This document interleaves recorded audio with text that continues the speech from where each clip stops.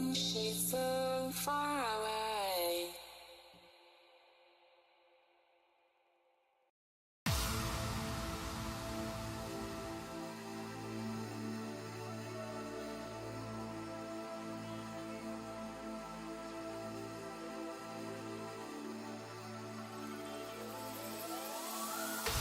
You take me higher than love.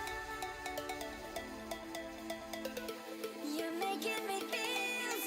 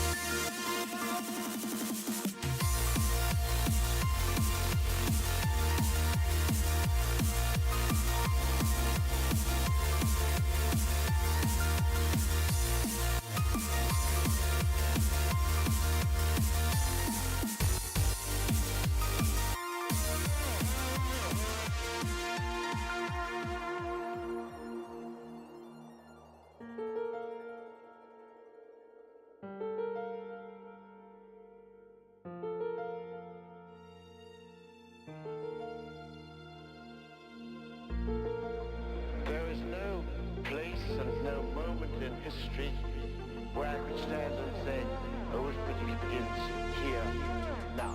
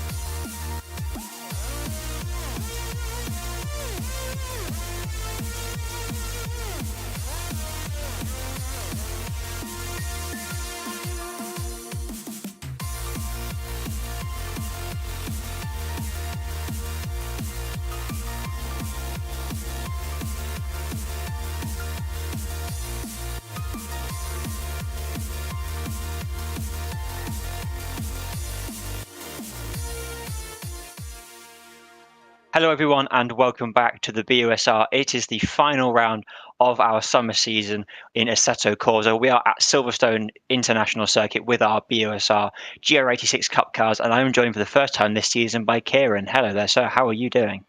I'm doing all right. Coming over from LMU and F1, it's going to be interesting to see what this AC grid has on offer. And I do believe we're traveling out to the wonderful Silverstone International Circuit this time.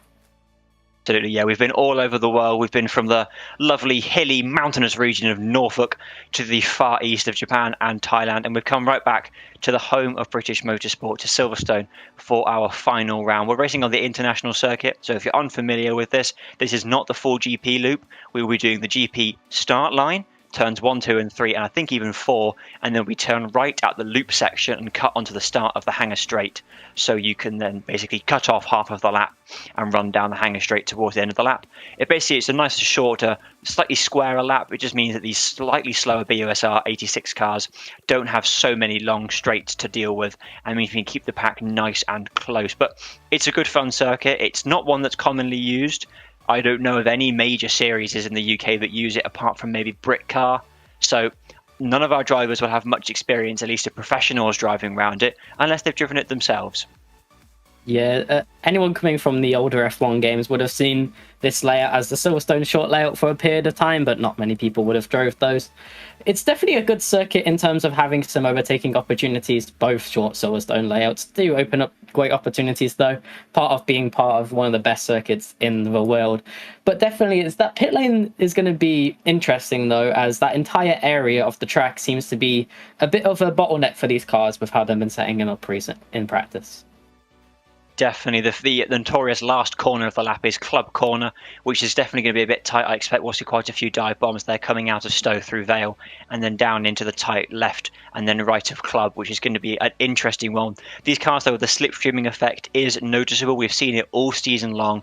They've only got 300 and a bit horsepower, so they're down compared to, say, a GT3 car that we've raced before in the ACC or even down on our TCR cars from last season. So the slipstream down Hanger and then through Stowe and into Club is definitely going to be a point to watch throughout the race for both overtakes and also, like Kieran said, the bottleneck effect is real. But the circuit is only got 10 turns. It's 3 kilometers long. Lap times are somewhere around the 1 minute 10 mark, depending on if we're in qualifying or the race. And speaking of qualifying, we will be having our final split qualifying session of the year. This has been deemed a split quali track by our organisers, which means that based on the time set in practice, which is just coming to an end as we speak, the drivers will be going out into 2 halves. Think of it like a Q1, Q2, but with the whole grid split rather than it being a knockout. So the slower cars from practice go out in Q1, they set their lap times and they all come into the pit lane, and then the faster drivers from practice will go out, which really opens up the track and gives them breathing space so that they can sort of put in their best lap times that they possibly can do without having to worry about traffic.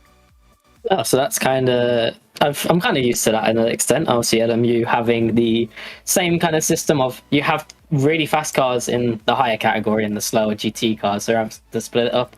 Definitely going to give everyone at least the opportunity they need to find that lap with a little bit less traffic. But obviously, if you're going to have an opportunity to maybe even follow a quicker driver, sometimes as a slower driver, that can be a really nice handicap just to have that point of reference in front of you. So they're all going to have to try and find these laps, even without that point of reference at the front. Yeah, it kind of evens the playing field, if you like, for better or worse. The slower drivers only have the other slower drivers, which can be useful. If you're if you know you need to beat someone in the championship, then you can follow them round and just set a lap time that's slightly faster than theirs. However, this is, of course, the final round of the season, round 8, which means we must talk about the championship. Last time out at Chang International Circuit, we did see the overall championship wrapped up in dominant fashion by Jack Noller. With it, he also took the alumni class championship. So that one is done and dusted. Second place in the championship was also sealed by Aidan Larson. He is also your student champion, so he will wear the coveted number 1 should he return next season. But there are still 2 major championships left to play for, and also 3rd place overall. So we'll keep you informed as to how those are going throughout the rest of the evening. But looking forward, we've got big battles all up and down the field, qualifying to get started soon. I'm really looking forward to this one.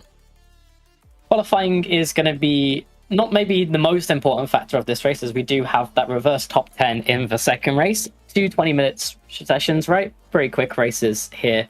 Doesn't mean that you have no time to make use out of qualifying, but also with how these cars have seen from the little bits that I've glimpsed, definitely have plenty of opportunity to actually use that slipstream, as you said, to get overtakes done. But we did hear some of the cars revving up in the background, so it shouldn't be too far away.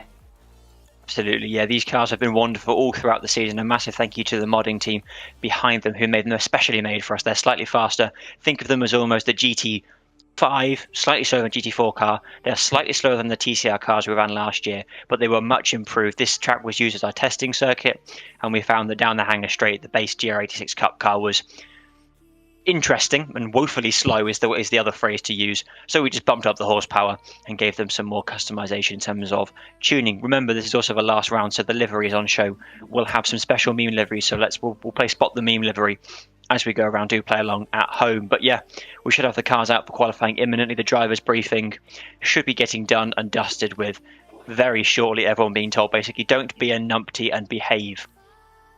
Yeah, I've seen some clips of some incidences, especially at the awards shows. I have been impressed by the crash physics of this game. I'm hoping not to see any cars somehow flying outside of the track limits today. Yeah, we should avoid major incidents today, thankfully, because this, of course, is an FIA Grade 1 circuit. Previous tracks I've visited, like Long Beach, have only been they might have been Grade 1, but they've got no runoff. Of course, Long Beach being a street track, it's concrete walls and then people's houses, whereas this is, of course, a full-on racetrack with big gravel traps, particularly gravel traps at Stowe Corner and the Village Corner as well. So we've got big gravel traps to run off into. Not that they really do much because it's a video game, but that's not the point. And here we go. Qualifying is officially underway. This is split qualifying, so we've got our slower 10 cars or so going out first, being led out by Sam Knight in the unsafety car there.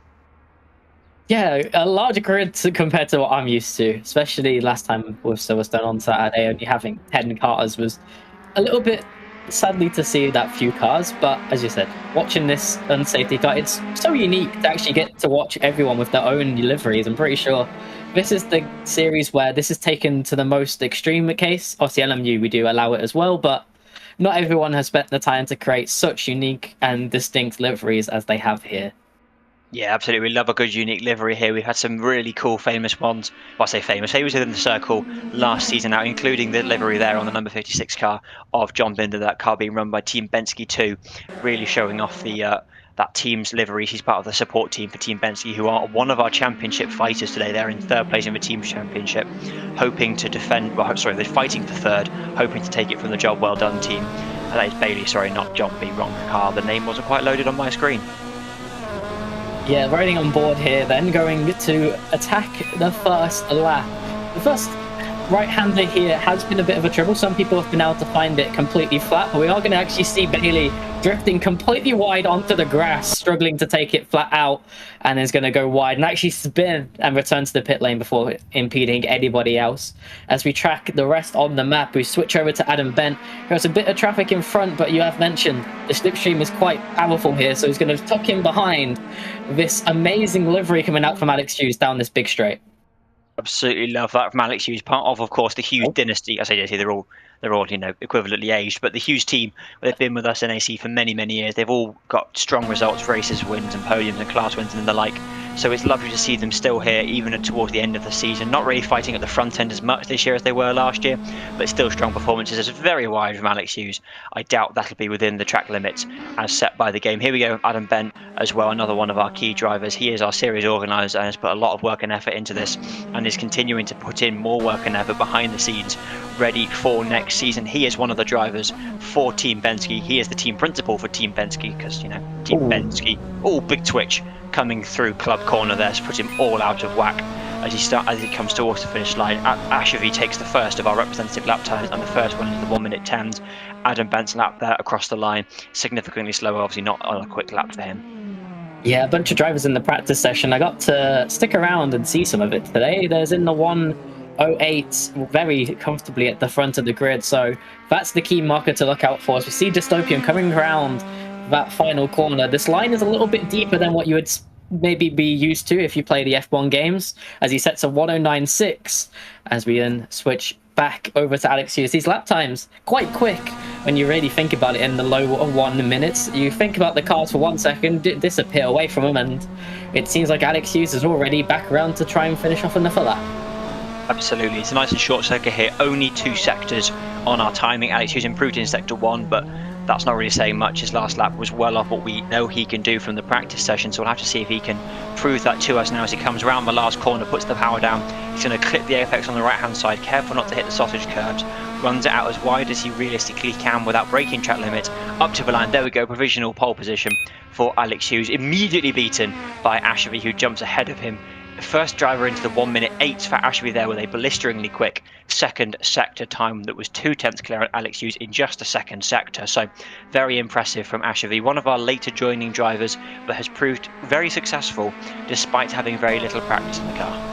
Yeah, and then that perfect bubble zone where you have that car in your windscreen, able to focus in on them, try and use them as a point of reference just to push that little bit harder. Make sure that you are constantly in that push zone, as they do tie the fastest first sector through that one. Going to be a very solid lap coming through once again, but they did leave a bit of time on the board going quite wide through that corner. They're going to have to re-attack again and maybe find a little bit more in this last one. But as I say that, I think a bit of a commentator curse as they push too hard, find themselves extremely wide, and they're going to have to settle to go for next lap. Absolutely, yeah, that's pretty much lap ruined, and I'm sure the track limits in the game will have flagged that. Of course, this is an AC game, so who knows where the track limits are. Sure as heck we do not. A lovely big twitch there from the Toyota out of club corner, pulls over to the inside, and I doubt that'll be a fast lap. No, 6/10 down for Ashevi, so not what he needs, but he's still got time. We're now focusing back on Dystopian, one of our job well done drivers. Not really had the year that they were hoping for, but they're still here, they're still fighting strong in the Miku Perception car. Big twitch there, that's their lap time was already yellow in sector 1, so unlikely to be anything improvement wise in sector 2. Seeing the top 3 drivers split by 0.4 of a second, and then for 2 tenths down to Bailey, who's still looking for some improvement in that first sector, and this next lap will also be down by 2.5 seconds, so some time left on the board, and Alex Hughes is one of those drivers trying to find some of that time through the first sector going green at the moment. Obviously, this with 2 sectors, you don't really know how this last sector is going to turn out until they make it to the line, but very comfortable through that corner using a bit more of the track limits. We are seeing just how twitchy these drivers are setting up these cars, making them really loose just to try and get that front end to step in nicer into these corners. But then it's actually having the issue, obviously, that rear end becomes really loose. But coming across the line, that's going to be a solid lap, and it's going to pit pole by 900ths of a second. There we go, Alex Hughes in the Hedgehog liveried car takes it away from Ashavi, who is very much down in sector 1, so this will not be an improvement for them on this lap. But they're giving a lovely slipstream to Dystopian behind on the run through Vale, and into Club Corner he goes. Brakes are wondrously glowing there in the late evening we seem to be having here at Silverstone. Track temperature is going to be decent, air temperature is a balmy 18, there we go, 27 for the track. Pretty much optimal conditions for a BUSR race as Dystopian crosses the line and doesn't improve there. His lap time was quite a bit down there, so not what he's looking for. Bailey comes across the line 1.4 seconds down on his best, so the gap at the front remains at just under a tenth of a second between Ashavi and Alex Hughes, as we have the top 6 drivers have set their lap times so far, so everyone else behind will be setting their lap time in the second session. Of course, with this split qualifying, so we have Q1 and Q2. Q1 is what's currently occurring. Yeah, very solid lap times between the top 2, but Dystopian's in a very strong spot here. But with Ashavi being down 3/10 on their lap time, Dystopian's going to be getting held up just a little bit here. And you do see that with the yellow sector as well coming out from them. If you are behind someone quite as tight as they are here, it's going to be impossible to have a quick sector with the driver in front. As you actually see Ashavi spinning completely wide. We did see them go off wide, and now it seems like they may have even span off completely into the wall. I might see them jump back into the pit lane, and they might struggle to find the time to find anything else left to improve, as Dystopian will attack through this final corner again, hoping that this next lap with clear air can be the improvement they're seeking. Yeah, they're looking actually, that last sector though, 4.5 temps off, jumping Alex Hughes with a 1:87 fastest time so far, and jumping right up 2 positions. Absolutely bonkers final sector for Dystopia, puts them clear at the front. What a lap from them. We know Dystopians proved successful in the past. They were student class champion in the TCR cars, a bit anonymous this year, but that is very much the result they would be looking for. They haven't scored a podium since round number 1 of the season at Okayama, but that was a strong result. Hedgehog liveried here. Alex Hughes coming towards the line. Not an improvement for Sector 1. Sector 2, equally as not an improvement. It was an improvement, but basically matched his previous best lap time. So not going to improve his position. He's back into the pit lane. The cars have got a bit of tunability in them, so the drivers have been making modifications all week for this race, because of course they've been racing these cars for so long now. They know every inch of how to get the performance out of them. They know exactly what changes they need to make. They're now just fine-tuning the last little bit, the last tenth, the last degree of camber, the last stiffness rating. A big slide from Bailey there. That's going to be suboptimal for both his lap time, his tyre health, and also his pants as he comes up towards the line to break the beam. And there we go, 2/10 improvement for him, up to a 1:09.448, but still half a second back on Ashery to break into that top 3. Clearly has some time left on the timesheet with that last sector then coming from Bailey. Huge twitch out of that final corner, and we can see a little bit in this session, but once we hop over to the next set of cars, I think we're really going to start to see it. The way that they can push the track limits at this track is very, very harsh. In some of these corners, the track limits can be quite far away, as we see Dystopian setting a purple sector 1. He's just in front of... He's just behind here of Alex Hughes, who's going to try and find maybe just 1 or 2 more quick laps as the time is ticking away from these drivers. He needs to find a response to Dystopian here to tip this first part of qualifying, but it's going to be difficult as Dystopian is finding even more time further behind, and that lap did not seem to be the lap for Alex Hughes. But how much time will Dystopian find? Is there anything in the second sector as well, as it's going to be quite a rapid lap here, and it's down into the 1:08.4s from Dystopian, setting a solid 4/10 buffer behind. There we go, the Irishman puts it on top. There we go, the Englishman in the Hedgehog car, driving here as hard as he knows how to. His last lap was not one to write home about, so he needs to find more time now. We are running out of time in this particular part of qualifying, but we're not quite there yet. He's down 0.18 seconds. 1.8 would be a lot. 0.18 seconds at the start of this lap. He's got one more sector to go, because of course we're running the shorter loop at Silverstone. He breaks into Stowe Corner, tries to get as tight to the inside as possible for running it out wide to carry the speed down through the very slight kink of bail, and he's bailed the lap already into the pit lane for Alex Hughes. That is everybody currently out, is now in the pit lane, and session over for them. So we'll have to see if any of them come back out. I don't think they will at this point. It seems like qualifying session 1 is done, and that means that Dystopian is currently on provisional pole with a 108.426, but do not be surprised if we see people get close to that lap time, and if not beat it as we go forward. The Irish potatoes on the boot there, and the Miku Perception livery on the side. We love the meme liveries, they are the best, and Ashevi has done really well there to bag 3rd place, and only less than half a second behind on Dystopian. Is a very impressive performance indeed. Yeah, but looking from the practice, that lap from Dystopian is a really, really solid lap. It was only pushing the 107, so with how difficult it seems for drivers to find a lap in that short amount of time that they did get, it's going to be difficult for anyone to really put a huge margin on Dystopian. Obviously, we do expect that from this second heat of drivers, that they will find that time, but that margin might not be as big, and we might be seeing Dystopian jump somewhere into the middle of the top 10 here with such a solid time, even in that early session, with no one quicker as a point of reference. Absolutely, and a key talking point we've somehow got this far through the stream and not mentioned is, of course, the ballast. We run Success Ballast here in Assetto Corsa just to keep things nice and spicy for those at the front, and no one who has set a lap time has any ballast. They are all running 0 kg because none of them are inside the top 10 in the championship overall. So drivers like Jordan Pinnacle and Goldsmith, Ben Gilroy, they're all running ballast, but none of these cars are. They are all just running completely free. They're all at 1.27 tons of lovely Toyota goodness. There we go, lovely cute hedgehog on the back bumper there.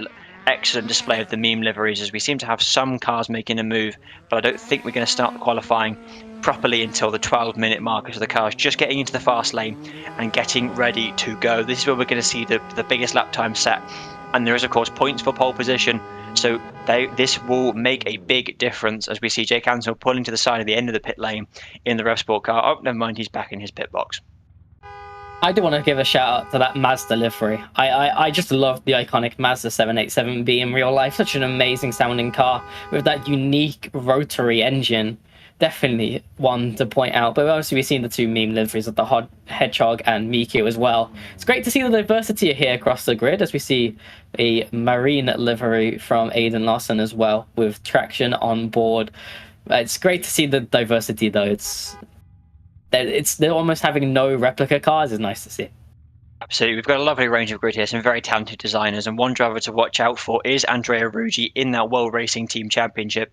A driver of a season of highs and lows for him. He got that win at Long Beach. It was then, shall we say, taken away from him after a steward inquiry, and then a race ban for Chang came as a result of that, which means he is now on the back foot in the Open Class Championship. He currently sits in 2nd place behind Kessus. Now, Kessus is not racing today. He could not make it, which means Andrea Ruggi needs to score a lot of points if he's going to take over and win that championship.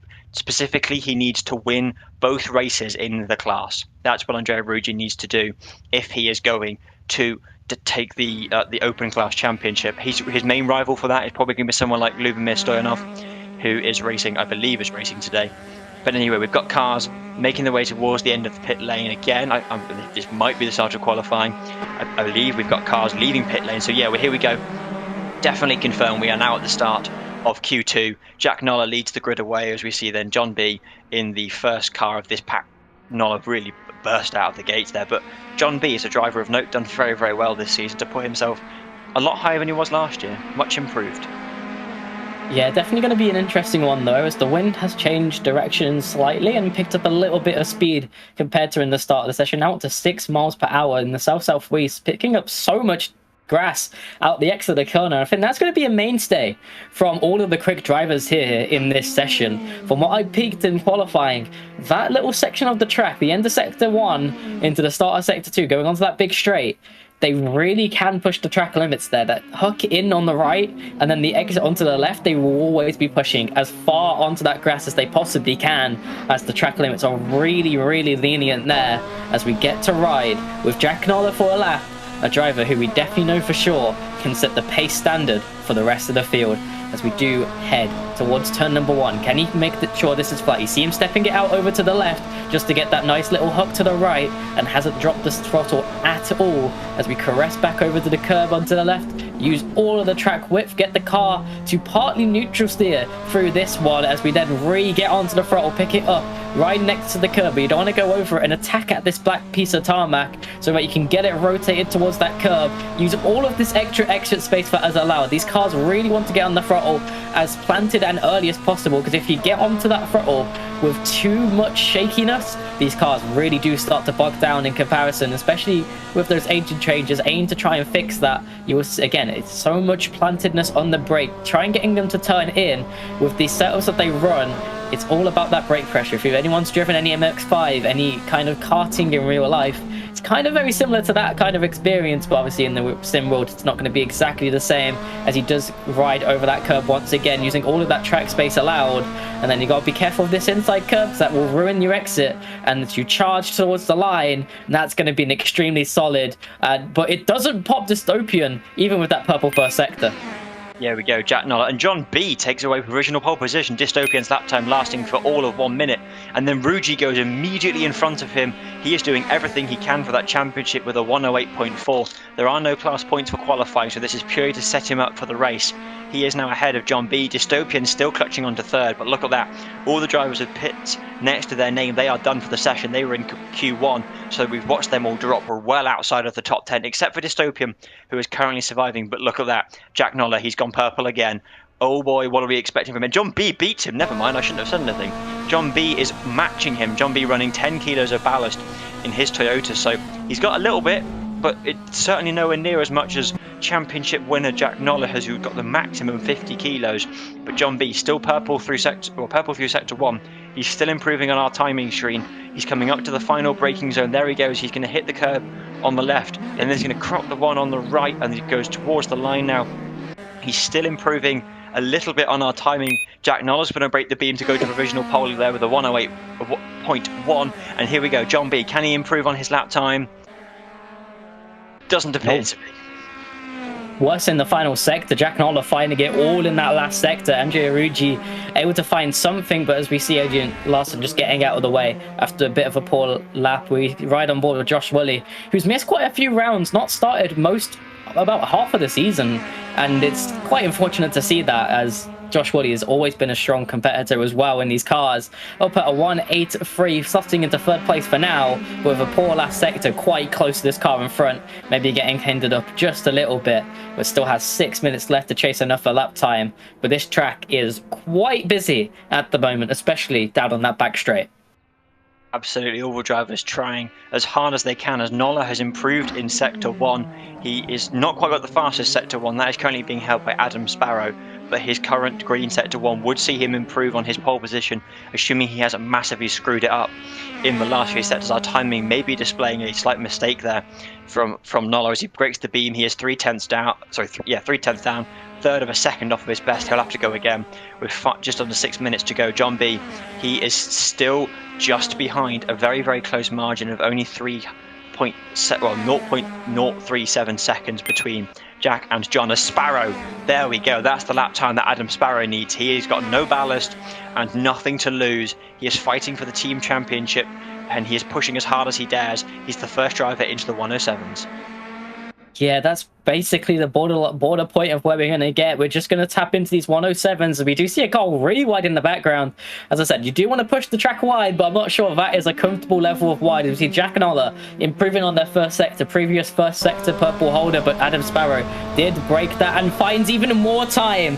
Finds sub 30 seconds in that first sector. Adam Sparrow has that first sector completely unlocked over everyone else and has a margin of difference over them. Adam Sparrow, Jack Noller, we've seen almost everyone have a strong lap in this final sector on one occasion, but haven't found it consistently. Jack Noller is going to try and find something again, but isn't able to replicate that final sector to improve. But we see Adam Sparrow riding over that left curb just a little bit too aggressively, which might alter their exit speed, and maybe they don't improve enough from that first sector to pull this extension overall. There we go. We're going to break the beam now. He's 3/10 down. His first sector was great. His second sector was unsettled by that curb. John B there getting unsettled by the big sausage curb. There are some pretty violent sausage curbs here at the Silverstone International Circuit. So there's something to watch out for. But there is some areas where you can run it seemingly out of track limits. But of course, this is a different circuit layout to the Grand Prix loop.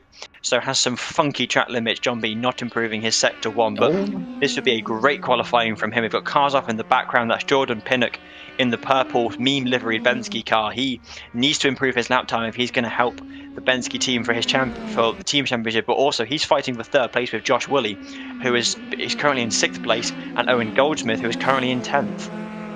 As we do see Ben Gilroy jump in to the battle for pole position with the purple final sector coming out of nowhere, jumping up quite a bit with that final lap time, and it just shows there's still some more time in this sector, and with that slipstream effect down the main back straight as well, there may be just a little bit more time if you get the correct positioning with traffic to get a bit of a slipstream. But Adam Sparrow is not going to be happy with this position behind Jordan Pinnock at the moment. With that clear difference in pace over Jordan Pinnock, they're going to want to try and get at least a bit of a better position. You can see them pulling off of the track, just maybe not able to follow in that dirty air just a little bit. But it's good to see that Dystopian currently still hanging into that top 10. Yeah, Dystopian, he's the only driver from our first qualifying session in the top 10. Alex Hughes, the only one even close to the top 10, but he's in 12th. His session done, so that's the scenario that was behind, like Raul Yagas, who would be looking to improve. Looking back on board with Jack Noller, they need to have 300ths of a second to gain to pip into that 107s, but they've still got a little bit of margin over Adam Sparrow. Don't know why I went to say Jack Sparrow there. Definitely no pirates racing in this series, that we have got some people who have stolen some wonderful results away from drivers who are more traditionally at the front. But Jack Noller has always been at the front. He's scored podiums basically for fun. He's got strong results in every single round. He's got podiums in every single round. He's got a race win in nearly every single round. Currently his lowest scoring round was 28 and 35, which is 2nd place and just off the podium. So he's really not struggled for points when it matters. And I'm sure we'll be expecting strong results from him, as he's not actually improving in sector 1 and is just behind Sparrow. But seeing as how Noller's already wrapped up both championships he can compete for, he's thinking about the team's one now. Maybe he isn't trying. Maybe him and Sparrow will work together. Sparrow not had quite as much success, but still had a race win and a 2nd place so far this season. So neither of them have been short on success. This season has had a bunch of different moments where each driver has had their moments to shine, but in this final round, this is really, you can at least put a stamp on the rest of the season. Even if it was a bad one, you can prove that you have what it takes to compete going into next season. It's going to be a brand new set of cars, and it's always crucial to be able to at least adapt to the cars and the track that are gifted to you, as we ride on board with Jack Sansill, who, with that purple car behind them, getting a little bit all over the place. Maybe not the quickest sector from Jack Hansel, holding them up just a little bit, and Adam Sparrow is going to catch up to that group yet again as we switch over to Andre Ruggi, who isn't able to find an improvement in 1st sector, but does find the new fastest final sector with a 37.9, just finding even more time on these sectors. Now, the 1st sector was sub 30 in this final sector, now in the sub 38s as well. It's so close at the front, all of them spread by just 1/10 of a second. Absolutely, this is peak BUSR Assetto Corsa qualifying. This is the best of the best we have to offer. We see Jack Noller goes even faster. He extends his lead at the front by an absolutely minor margin now. He jumps ahead of Sparrow for the first time in the last few minutes as the clock ticks down. It's nearly at 0, so Noller will get one more lap. Ruggi will probably get this lap. He might break no, the clock is going to hit 0 before he can break the beam. This is the final lap for the Italian driver. He will be done after this one. Everyone who is in the pit lane is already done. So Ben Gilroy has done at 3rd, Aiden Larson done at 7th, Ansel done at 8th, Dystopian done at 9th, of course, because he was in session 1. But Ruggi, the Italian, he's coming up towards the line. It was a green sector 1. Will we see a green sector 2 for the number 32? He breaks the beam to improve his time and improve his position up to 3rd place, where he's dipped just into the 1 minute 7s, and that's what he needed for his own championship ambitions. Wooly still going strong, as is John B now as we're coming towards the end of the session. Yeah, only 2 drivers left on the track with a lap time to set, if I'm correct. That's going to be John B and Jack Nolla. So Jack Nolla is going to still want to post this lap, as John B still has time to improve on their own. Currently in provisional pole, but won't be able to extend it. So it's all on play at 6th position.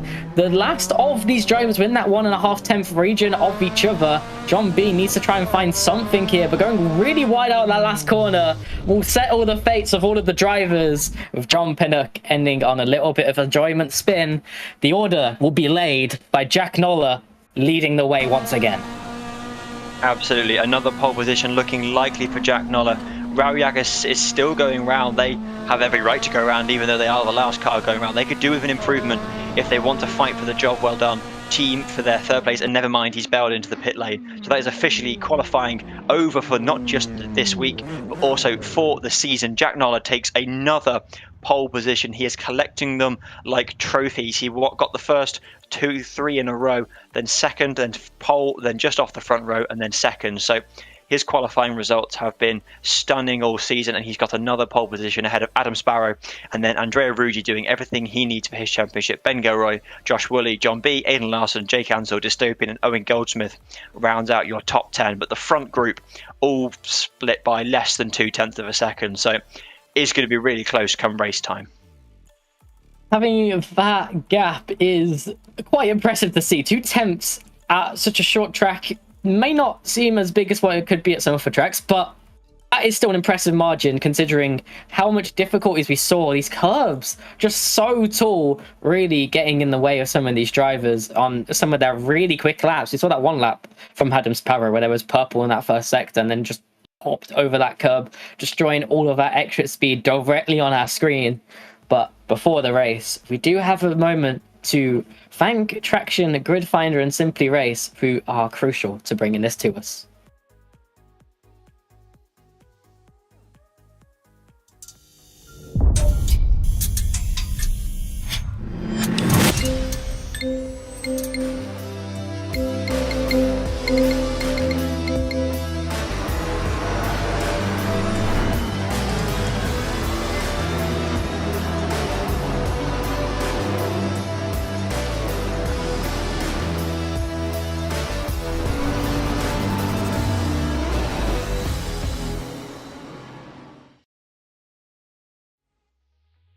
There we go. Grid Finder has been a wonderful series sponsor for the Assetto Corsa and for the BUSR leagues for a very long time. So if you want to get involved, obviously this season coming to an end today, we've still got the series finale for LMU this week, and then Formula One rounds out the season at the weekend. So those to look forward to if you want to get some more racing action in before we have our very late, I suppose, in the summer break, and then we'll go back racing in the winter series. Same games, new championships, new things to come, off-season events to come. So if you want to go and find those, go and look on the Grid Finder page for the BUSR, where you can find all of the wonderful information. Also, make sure to check out our social media pages and come and find us on Discord. You can join the league, chat to everyone, and get involved as best you can. We're a wonderful bunch of people. We're friendly. We offer advice. We will make jokes, but in a good way. We're great people. I found the BUSR through a friend, so I know that we're all great people. But never mind, I'll stop yapping about that, and we'll start talking about the racing. We've got 2 races coming up, 20 minutes plus 1 lap. As always, the second one reverse grid for the top 10. But Jack Nolla and Adam Sparrow starting on the front row is certainly looking powerful for the team's championship. Both of those on the same team, fighting against the dress-up darling cars of Woolley, Gilroy, and Larson. Yeah, I was going to say, don't get me started on the F1 Championship. That's definitely something worth watching, with still 6 drivers technically, mathematically still within that championship fight. Everyone should go watch it. But the action here is on AC. This is the most important thing of today, always is on the Monday day. And I do believe going into that race that we might have an absolute spectacle on our hands. As you said, these cars have really strong slipstreaming effects, and we've got 6 drivers who found themselves within 0.2 of a margin. I think that slipstream is going to be a real teller here on just how effective it might be. Absolutely. With the cars on the grid now, we'll be getting racing nice and surely. Everyone will be taking their last swig of water, eating their last snack, getting ready, getting prepared to go to battle once more. We've had 7 rounds before, 2 races each, and these are the start of our final round. We've got 2 races to go. Jack Noller lines up on pole position. His teammate Adam Sparrow, they're going to be looking to fight off the Dress Up Darling cars. Also Andrea Ruggi, a little side plot. He needs to win both races in his class if he's going to take the Open Class Championship away from Kessis, who sadly could not be here this week. The cars are getting ready. I'm very excited for this. Prediction wise, I really think that Noller and Sparrow, if they work together, they are just going to run from the rest of the grid and take this one hands down, easy peasy lemon squeezy. Yeah, there was a clear gap after the top 6 in this one. If they work together, they might just pull away, but we've seen how racy they can get in this series. We have the red flag rule for a very important reason, as these drivers do love to race each other, even if it might be smarter in the long run to keep working together. But what's crucial now, all those 5 red lights that everyone is waiting for, and the countdown finally commences for the drivers to get underway, as a goddamn producer doesn't know what they're doing. It's a clean start from Jack Noller trying to close over on Adam Sparrow, who gets in front of Andrea Ruggi going through the first corner, but does end up drifting quite a bit right onto the left-hand side. So they're going to have to be a little bit careful of any potential dive bombs from Andrea Ruggi around the outside. They do seem to have it cleared off for now. Meanwhile, Josh Woolley behind actually seems to be the one taking on the aggression on Andrea Ruggi instead, with plenty of momentum, but we don't get the camera angle to actually watch on board, as I feel like our cameraman has fallen asleep, as the battle behind is what is actually commencing for us. But Josh Woolley doesn't make the move on Andrea Ruggi at the moment. Looking further back down, Jack Ansell is right on board with John B as well down in P number 8. That gap just 2,000th of a second heading into Stowe, and it does seem they're going to keep fighting on the inside as Josh Woolley against Andrea Ruggi, trying to get into those podium positions early, but they're going to have to go around the long way round with a little bit of a bump on Andrea Ruggi. They've got to be careful of this inside curve, and they do see that Andrea Ruggi is going to spin it around, trying to avoid that inside curve, and collects multiple of the drivers on the rejoin. That's going to include Adam Venn at the very back of the grid as well, and maybe picking up damage. I'm not sure if that is a factor in this one. No, damage is not a factor in this one at all. It has never been in Assetto Corsa in the BUSR, but Jack Noller still leads from Adam Sparrow. Josh Woolley now the real benefactor in that Ruggi crash, but that is going to make his attempt for the Open Class Championship nigh on impossible. He has to get past pretty much like the first back half of the grid if he wants to even get close to this championship. He's going to have his work cut out for him, because of course Sparrow is in the same championship as him, so that's the driver he needs to beat. If he wants to do this, he needs the points, so he's going to have to work incredibly hard to try and catch up to Sparrow, and I feel like that's pretty much championship over for Ruggi. But right now, the Dress Up Darlings team are line astern behind the boy band MX5 races of Noller and Sparrow, and then we get the job well done car of Raul Yagas chasing after John B. John B does not race for Team Penske, but he is part of Team Penske 2, the support team. Everyone running very wide through Stowe Corner. I'm sure track limits are enforced here, but maybe not as strictly as they are in real life racing. Ben Gilroy, now Josh Woolley, they're going to have to start working together if they want to close up on this team's championship as best they can. There are 3 of them, but they are being outscored by the 2 ahead, particularly if they keep the fastest lap point for Noller and Sparrow. Jack Noller and Sparrow pulling clearly away. Jack Noller with a 1 second gap over everybody else at the moment, cleanly out in front, as you're going to see the driver of Ashevi having to go wide in the battle against Alex Hughes, as they're going to rejoin on the outside. Alex Hughes will take that inside line, take that P10, but Ashevi's actually got to be careful with P11 behind as well, maybe losing that position to Adam Bent, but they do manage to keep it with that better exit speed on that wider line for now, as they took back in behind Alex Hughes, who takes that defensive line early, as they are nowhere near that slipstream out in front. Yeah, there's a big gap separating the field there. Raul Yagas at the back, and then Alex Hughes leading the train of cars behind. This is something we've seen before, particularly if you get a driver who is strong on defence or a track where having less ballast than those around you helps. Then we will see the pack start to split up, start to break up into little groups that will then battle it out and stick together and have to hope for a mistake or a big incident up ahead if they want to claim a large amount of points. But Nollis leading from an ever-increasing margin from Sparrow. He puts the fastest lap of the race in on 107.9 compared to Sparrow's 108.3, means that the gap at the front is extending. We are seeing a dominant drive from our championship winner. He's not doing any funny shenanigans. He is trying his absolute damn hardest to end the year on a high. The McLaren employee, they're racing in the correct required colours for his line of work. Adam Sparrow is still holding on to his coattails in the matching orange, but is not holding on as best he can do.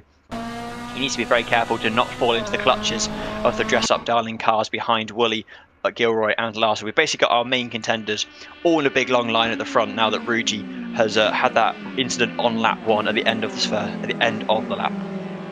John B has fallen down to P number 8 at the moment, trying to make their way back past Owen Goldsmith, but right now they're stuck in a little bit of a train behind Dystopian in P number 6. You put 5 seconds at the gap in front. Dystopian just holding everyone else behind up at the moment in this race after getting a few positions on the race start. But that is the big storyline though. Josh Woolley and Andrea Ruggi, having that incident between the two has pushed Andrea Ruggi down the order, but they are back up into P13 at the moment. And how far can they make it up this order? Some of these gaps are starting to grow quite rapidly higher up in the grid, but right now they're behind Adam Bent for P12 and have still got a few positions that are clearly in front of them. P11, P10, that's a bit down the road after Adam Bent, but they're going to have to try and charge after to try and at least capitalize on the reverse grid in the second race and get as much out of this as they can. But right now they are still looking quite strong behind Adam Bent, up 3 positions from where they did fall down to originally. Absolutely, but even if Ruggi can get up to reverse grid pole, it would be too little too late. He needs to beat Adam Sparrow if he wants the Open Class Championship. He needs to win both races in his class outright, which Adam Sparrow is part of. So that is basically, I'm not going to say impossible, because nothing's impossible in racing, but the odds are heavily stacked in Kessler's favour. Kessler couldn't be here tonight, but I'm sure he'll be watching the stream later on to see how this goes. So if you are, hi Kessler's. Anyway, John B in running an 8. Alex Hughes now at the back end of the top 10. He would be on reverse grid pole if he can hold on. We've got way too much of a race left. We see a big slide from Ashevi in the rearview mirror. He is gone completely sideways and lost out on that position. Alex Hughes there will breathe a sigh of relief now that he's got a bit of a gap behind still to Ashevi, but the gap has extended itself out between those two drivers. It's now sitting at a much healthier 2 seconds than it was before. Owen Goldsmith, one of the drivers involved in the battle for 3rd place overall, and technically he's well out of the Alumni Class Championship. That is all that he cares about in terms of individual, but he's also fighting for the team championship for Penske. So if he can beat Raul Yagas and Dystopian, then that would do wonders, and he is chasing Dystopian. So there we go, all the championships pretty much in action apart from the Open Class Championship. Adam Bent falling behind Jordan Pinnock now as well, down in the order just a little bit, down to 14th now. Andrea Ruggi into P12 eventually, but we're going to see Jack Ansell now also trying to make a move on Adam Bent, who's just falling down the order quite rapidly. And at this rate, this isn't going to be the best race coming out from them, unfortunately, in this circumstance. But Adam Sparrow, 2.4 seconds behind Jack Noller at the moment. That gap has grown quite significantly as Ben Gilroy makes a move onto Josh Woolley for P number 3, pushing their teammate off of the podium, maybe believing they have a bit more pace under their hands when they were so close to Adam Sparrow though, maybe just holding them up when they should have been trying to chase down together that gap to Adam Sparrow, and that is their main target now. I highly expect there will be some team tactics here. Josh Woolley, although he is a very confident man in his own abilities, he knows what it needs to be done. He's very professional and very calculated in his manner, so I'm almost certain there was some team tactics going on there between the two. Maybe Ben Gilroy just has the pace for now, and he's going to go and chase after Adam Sparrow. We'll have to watch that gap. It's currently sitting at 1.5 seconds, but Owen Goldsmith's gap is much less than the car ahead. It is only 0.2 between him and the anime livery Dystopian, so he's going to see where he can make a move, which is crucial for the team's championship for 3rd place overall. Owen Goldsmith, he has a little jink to the inside, thinks better of it. Everyone's brakes lovely and aglow in the evening light here at Silverstone, but we've got John B just behind the Penske 2 car. You have to think if he's playing the team game, he's not going to fight Owen Goldsmith. He's going to let him get past Dystopian, but John B may be looking for that promotion up to the Penske 1 team. So if he gets past Owen Goldsmith, that's great for his own reputation, but not great for the team reputation if you're taking points away from someone in a very important, or potentially very important match. So here we go, Goldsmith. This is his first real chance. He's looking up the inside of Dystopian into turn number 2. He's thinking about the move, but it doesn't come off in the end. Then running up through Farm and then into the right-hander at Village, and then they'll cut across the loop and out, and there they go, out onto the hangar. Straight they go now. Owen Goldsmith still behind Dystopian, John B still behind them both. The gap's still hovering around the 2 to 3 tenth margin between them. That seems to be where the slipstream is happy to stabilise, so Owen needs to find a little bit more pace if he's going to make the mistake. Massive slide from Dystopian. The Irishman catches his Giro 86 there, but it's going to compromise his run down Vale and into Club Corner. Owen, he's weaving all over the place in a safe manner and has a dive bomb up the inside of John B's gone up the inside of both of them. There's 2 cars off. That was not the best move from John B. He went for the apex and then just sort of barged past both of them. It now means he is up to 6th place. Owen is still in 7th, but crucially he's now ahead of Dystopian in 8th. That was certainly one of the moves of all time. I don't think that move is necessarily a move you want to be looking at, but Ben Gilroy and Josh Woolley both have caught up to Adam Sparrow in quick time here as we approach the halfway into this race. Adam Sparrow's race that was looking quite comfortable for a moment is now going to get a lot harder, and with the defense that they've already started to have to push on, that has brought Adam Larson back into this mix in P number 5. This is going to be a 4-way race between all of these drivers to try and take away P number 2, but Jack Noller 5 seconds ahead. He's just kind of checked out.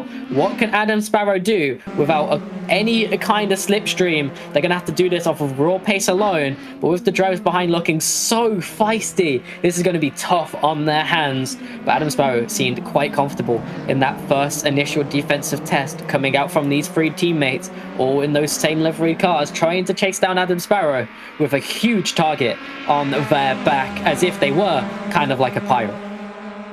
Yes, that's sure. Adam Sparrow leading this trio of dress-up darling cars. They are working together. I'm sure there'll be lots of chatting between the 3 of them as to how best to make the move, where they can unsettle, and of course, if one of them gets past, then they can always try and back up. The orange car into the rest of them to try and sort of aid the overtake, because what matters is beating the team here. They're not really aiming for individual success anymore. Woolley is easily outscoring Owen Goldsmith in 7th and Jordan Pinnock, who's outside the top 10. So his 3rd place overall is looking reasonably strong right now, but not guaranteed, as Sparrow still holds off the cars behind. Here we are on board with Woolley now, well up over 130 miles an hour in a Toyota Giro 86 Cup car. The lovely slide on the entry. That's what all the quick drivers are a little bit out of control coming into there because of the nature of that corner and how these cars handle. But Sparrow now, he's definitely looking in his mirrors, because the lap times have dropped compared to the car ahead. Noller's doing it 1 minute 8.5s, Sparrow doing 1 minute 9.6s, Woolley doing a 1.92. So there's definitely a drop in pace between our pole position and current race leader Jack Noller and the battle pack behind. This is a crucial fight to watch out for, not least for the overall podium, but for the team's championship. So Sparrow's really going to have to try as hard as he possibly can to defend this position, even if the odds are heavily stacked against him. I mean, it's 3 to 1 really. There's 3 cars behind him, and he's on his own now. He's been abandoned by his teammate. Yeah, looking a bit down the order, this is the crucial battle, but Andrea Ruggi is directly in P11 now, past Alex Hughes and on the rear bumper of Asher V as well. This will put them into the prime position for the reverse grid order, but it's 2 seconds ahead of Asher V is Ralph. That's going to be a crucial position to try and chase down for Andrea Ruggi at this point, but this is going to be their main focus for now. One person at a time is the only way that you can take this kind of race once you fall into this position, and they've done a good job so far of 5 positions. Can they make it one more with 7 minutes remaining? You just got to bet on those odds for them, as we do keep seeing that Adam Sparrow is putting a solid defense and has kept themselves in P2 for 1 more lap so far. But that gap to Aiden Larson has actually grown just a little bit, as we're looking back to Andrea Ruggi once again, trying to find and capitalize on a bit of a better exit. That curve's going to hold them from taking that line too deep on the inside. They are tucked into that slipstream. They are really close up the back end of Asher V. This is going to be a bit of a dangerous place to make this move, but they do have the confidence to sniff in the nose, which is going to cause Asher V to go a little bit too wide, which is going to allow them to cook on the inside, but picking up a bit too much grass is going to slow them up quite heavily. Now, going to take it a little bit slower right over that curve, maybe a little bit too aggressively to get the exit speed that they want, and they're going to try again to re-aim up this overtake after pushing it maybe just a little bit too hard. That a chance around. Yeah, I feel we need to emphasise that Ruggi needs to win both races in his class, so even a reverse grid pole position would not be enough and would seal the championship for Kessels, but he's still fighting as hard as he can, just for pride really, if nothing else. He's fighting for pride and possibly for overall glory in race 2 at this point. He knows that the championship is slipping out of his grip with only 6 minutes to go and 9 cars in his way. Well, near enough 9 cars, depending on how long it needs to get past. Actually, he has to look up the inside, but thinks better of it. Wise from Ruggi. He's suffered penalty points in the past, so has to be careful not to get repeat penalties and then eventual more and more bans going forward into the next season. But he's closing in on Ashevi and he's been stuck there sort of for the last little while. We're seeing the battles start to stagnate between our front runners. There's Adam Sparrow still holding off the trio of dress-up darling cars, which is crucial for the team's championship. We will hope to get you updated point standings on that one as soon as we can post-race, but we're not sure because we're pretty light on staff at the end of the season. But never mind, Sparrow still leading from Woolley. Ben Gilroy's been dropped by a little bit. Aidan Larson's been well and truly dropped behind. He knows he's scoring as many points as he realistically can because he doesn't want to start fighting with his teammates. He's already sealed P2 overall. He's already sealed the student class championship, so he's quite happy to sit where he is, I think. Yeah, Josh Woolley's actually pulled a little bit on Ben Gilroy, and Adam Sparrow's gap to Jack Noller has actually started to decrease in the last 2 laps. Now back below sub 5 seconds. As I say that gap jumps really quickly just through a section of corners, and we see Josh Woolley just a little bit closer once again on that back half as we enter the final 5 minutes of this race. It's really going to come down to the wire between these. We haven't been able to see any kind of margin for this overtake so far from any of this trio, and right now it's on the hands of Josh Woolley to try and make it work. As we say, Ben Gilroy slipping off at the back of the pace, but these two are able to run at the moment. You can see them in front. They are just running quite clearly at the moment and making a nice clean run of things. Meanwhile, when you look down the order just a little bit, Andrea Ruggi is also getting stuck. So we're seeing a bit of a flaw of this circuit where, yes, these cars are quite strong in the slipstream, but the way that they set up these cars, any kind of ballast maybe, or just even the way you have to take these corners makes it kind of hard to actually put the car down the inside and make the move over confidently. As when we did see that overtake from John B, it was kind of forceful, and we haven't really seen anything other than the opening lap since. No, and just a word on the ballast of Adam Sparrow is running 0 kg, Josh Woolley running a mighty 35. He's carrying an entire toddler's worth of weight as he gets on the lights there, just to maybe distract Sparrow, let him know that he's there. Of course, Sparrow will know that Woolley is there. He's been there for the last 15 minutes, but he's going to flash the light at him anyway, just to sort of unsettle him. As we go forward, 35 kilos of ballast on Woolley's car now will affect him heavily onto the brakes. Chopping a heavier car is of course harder. He has more energy, and then accelerating out of the village corner through the loop section. He's very close on the inside there. He's now got the outside line onto the hangar straight. They're side by side. There's an ever so slight graze between the two cars, but no major contact to speak of. They're now side by side down the hangar straight. This is where we'll see who got the better run and then who's braver onto the brakes into Stowe. The cars will be climbing up to 6th gear, reaching 130 miles an hour. Sparrow on the inside is going to have it if they brake at the same time. Woolley, he's still trying to hold it round the outside. He's fighting as hard as he can for that championship, but he has to slot back inside. 3 minutes on the clock to go. That's not going to be too many more opportunities for Woolley. He's having another look round the outside. Sparrow holding the inside line, gets it very high over the curve, unsettles his car, and Woolley now storming round the outside, just about holding it within track limits, maybe just about, kind of, sort of. But Sparrow still clean through at the end of that lap. He's still holding on to second, but look, Ben Gilroy has had a chance to close up. He was 2 seconds a lap faster than the 2 cars ahead on that lap due to their intense side-by-side action. So he's now closed back up, so it's now a 2 dress-up darling team car attempt to try and get past the 1 car of Adam Sparrow. Here, Silverstone producing the top quality racing we expect from the home of British motorsport. Yeah, as we look back just real quickly, Andrea Ruggi still yet to take that P10 spot, and that battle has been heating up a little bit as Alex Hughes has recaught up to the back of that duo, but we're really seeing the entire defensive chops coming out from Adam Sparrow here. Last lap was an amazing attempt at defense, and again, Adam Sparrow being forced into taking really early defensive lines, hooking on this inside line, giving no room to take and claim the apex. Josh Woolley is actually going to make contact, trying to reach rejoin the circuit against Adam Sparrow. Really wants to stake this claim on the inside line, but with leaving the track, that's going to be a bit of a questionable move, and Adam Sparrow is going to be able to block him out onto the exit, which is going to open up the chance for Ben Gilroy, who might be able to get a bit of a better run onto Adam Sparrow, but still running side by side with Josh Woolley at the moment. It's going to be a little bit of a tactical back out of Ben Gilroy, and maybe a bit of communication between the two, of Josh Woolley saying, I have this overtake, but then we see him running right onto the grass. This might open another chance for them to switch positions, but you are seeing that now. Josh Woolley is the one at the helm of this two combo, and he is taking charge and saying, I'm going to go for this move, you just wait behind and follow me through once I make it.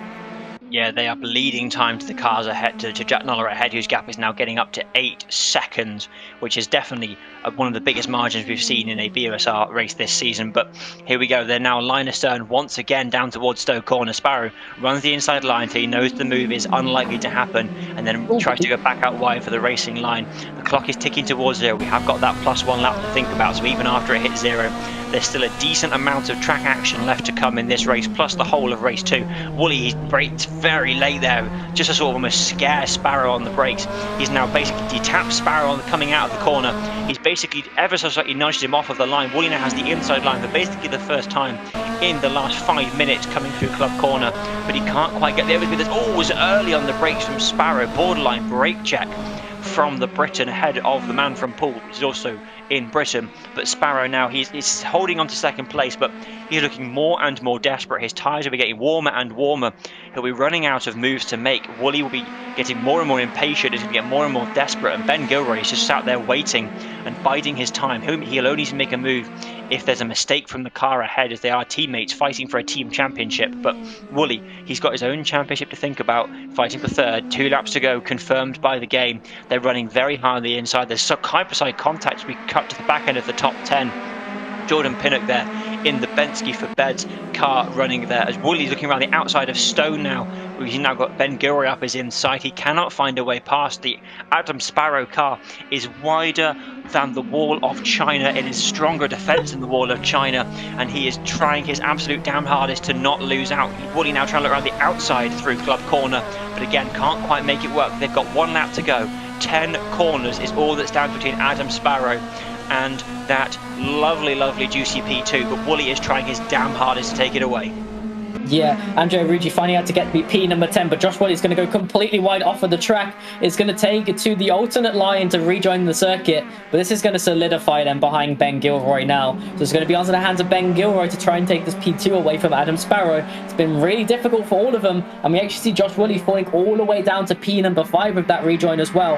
Adam Sparrow doing a phenomenal job at pulling off this defensive move against all 3 of them, as we see Aidan Lawson running across the entirety of the grass, closing up onto this battle. These guys have really been dropping the pace compared to Jack Noller, who is rounding the final few corners to take the claim of this victory, and Adam Sparrow seems to be clear through into Stowe, and that's just going to leave him with 2 more corners, and with no one actively seeming alongside of him, he might be safe, just like Jack Noller, definitely safe for first and winning race number 1 here at Silverstone. But Ben Gilroy isn't able to say anything about Adam Sparrow taking P2, but will still come home on that final step of that podium with a bunch of teammates behind.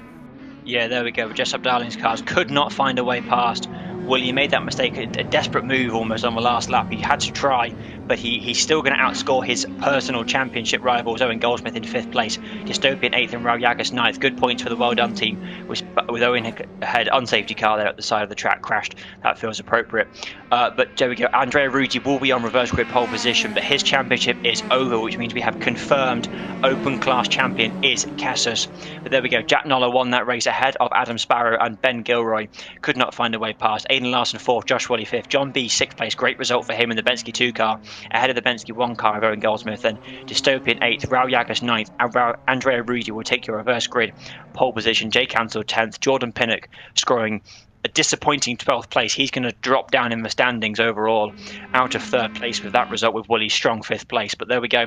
Race number 1 of the day is done. Jack Noller with another race victory. He is dominating this year, and I'm sure he would love to finish it off with another dominant victory from the 10th place on the grid in race number 2, which will be coming up very shortly. So please do not go anywhere. We still have a team's championship to decide. Yeah, still plenty on the table going into that final race, and it is so important to just keep an eye on exactly what's going on. As we saw with that defensive line coming out from Adam, it does seem that hooking on that inside line can be very strong on the defensive line, but I did hear a couple of rumours of a bit of a tyre wear issue. That left side, with so much right-handers, is going to get super warm at this track, and potentially that's where some of that pace was dropping off from Adam Sparrow that caused them to find that defense late. Yeah, definitely. We've seen that before, where we've seen tracks that are particularly tough on tyres. This is a fast circuit, and there's a lot of corners, particularly in the first of the two sectors, so the tyres getting nice and toasty. And if you're having to make lots of defensive moves, like Mr. Sparrow had to do, he is going to struggle on the tyres. The cars will be on the grid shortly for race 2, so we'll have to see if they drive very differently, particularly now that we're seeing Ruggie at the front, who we've seen for some strong defences, particularly in the first half of the season. He was nigh on impossible to pass without a mistake from himself, basically. So he's going to be a tough one to get past, I'm sure. But we'll also see other cars alongside him that are proved successful. Ray Agus got that amazing race win at Autopolis. Dystopian has scored. They've been getting slowly better, but still not up to their previous best. We'll end up alongside Owen Goldsmith on the second row of the grid. Reverse grid races are always carnage in the best of ways. We see cars scything their way through the grid. It means for the first 10 minutes of the race or so, everyone is constantly on their toes. In the last 10 minutes of the race, we have to watch people dig themselves out of mistakes, which is always fun to watch. Yeah, we did see a decent comeback drive from Andrea Ruggie in the end, but I feel with that P10 may not be exactly what they would have wanted, having such a big struggle to get that final position in that final ending, as they got up to that position of P11 within the first half of the race and then spent the remaining time of it just trying to get that one final position, and maybe trying to play the defensive, starting at the front will just give them an opportunity to run away with this one, as their pace in qualifying was definitely stronger than those around them. But Jack Noller was just on another level in that race. It'll be interesting to see if Jack Noller can actually use that pace to overtake people in a way that we haven't seen anyone else be able to replicate so far.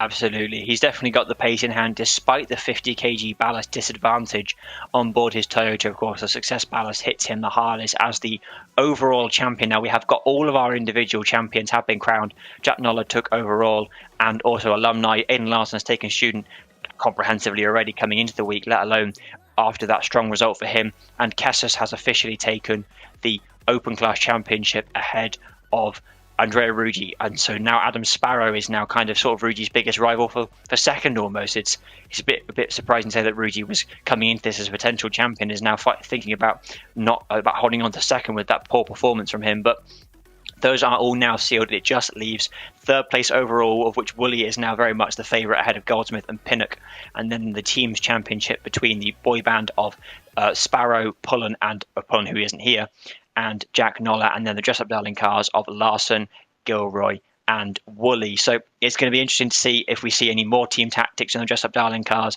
and we will get you the results after this race. Of course, there's a lot of points to add up as soon as possible. I hope we have someone behind the scenes doing the maths for us, because sure as heck, I can't do it. Yeah, no, on the fly maths ain't my strong suit. I found this out during some of the F1 broadcasts, trying to figure out the standings on the fly. Yeah, no, don't try and ask me that one. I'm no good in that kind of deposit either. But it seems like we'll be getting into the game shortly, just having a little bit of a delay due to the producer having to get into the spectator client, but shouldn't be too long away, as we are waiting for that reverse grid to be properly set up ahead of us as we do take that transition then towards the grid. Andre Ruggie on pole, leading away from Rao and Dystopian behind in P number 3. Owen Goldsmith and John Bede both get the start in front of Josh Woolley, which is very important for Owen Goldsmith, but I do believe they're going to have to outscore by a significant margin over Josh Woolley on this affair to actually get what they need to finish ahead in the standings. So the 5 LED lights, the engines will roar once once again for the final time of this season, as Andrea Ruggi will get to lead away from the grid and hope and pray that no issues occur this time, as Rao is already under attack from Dystopian going into turn number 1. We see 3 wide further back at the back end of the top 10, but it seems like they all get cleanly for now, as we see no one running really wide out of the circuit, and Andrea Ruggi has pulled away from everyone else. In second place, going to see Josh Woolley already up into P number 4, taking the long way round of John B, even with that ballast on their car, just able to find the grip to make these moves work, and is already in front of Owen Goldsmith. John B takes towards the grass as well, and will have to rejoin quite a bit further down the order,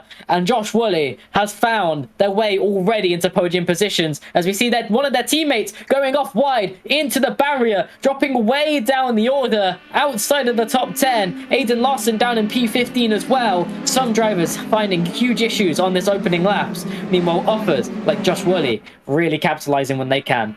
Dream start for Woolley there. He needs to beat Owen Goldsmith and Jordan Pinnock if he wants third place overall, and he is currently doing exactly that at 8. Andrea Ruggi. Team championship hopes over, individual race win hopes are very much still alive. He got one at Long Beach that was stripped due to post-race penalties, so he's going to try and get it again at Silverstone to seal off his maiden AC year.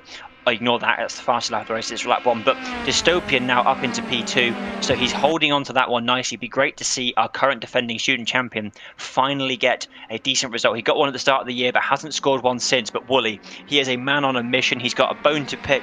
He's got no real championship contenders in terms of pace-wise ahead of him, so he's definitely in the best position to take this race win, as Jack Noller is there in 6th place. He's got Rao Jaggers ahead of him, who is a strong defender and a strong driver. We know him. We've seen him for years. He's won, well, not years, but seasons he won at Autopolis, and he's now going to try and defend from our multiple race winner and champion, Jack Noller, down the hanger straight. Here we go, in the slipstream. Noller, he jinks out of the last corner, at the last minute before the corner, gets on the brakes just before 140, sends it up the inside. Easy move for Jack Noller. And Rao Jaggers putting up very little resistance, because his battle is not really with that. He needs to worry about the Penske car, particularly that of Owen Goldsmith. Yeah, Jack Noller and Adam Sparrow both making moves to get ahead of Ben Gilroy early on in this race. Not able to keep up with Josh Woolley on the moves, but they definitely staking claims over 2 of the 3 drivers, as we get a trickle of new fastest laps coming in. Josh Woolley already onto the back of Dystopian and hands that Andrea Ruggi in the sights. We know that the pace between these two should be quite on par, and we saw them battling hard in that first race before the spin of Andrea Ruggi on that big sausage curb. So it's going to be interesting to see, can Josh Woolley get past Dystopian and chase down that race win in a very quick 50 kilogram heavy bonus car.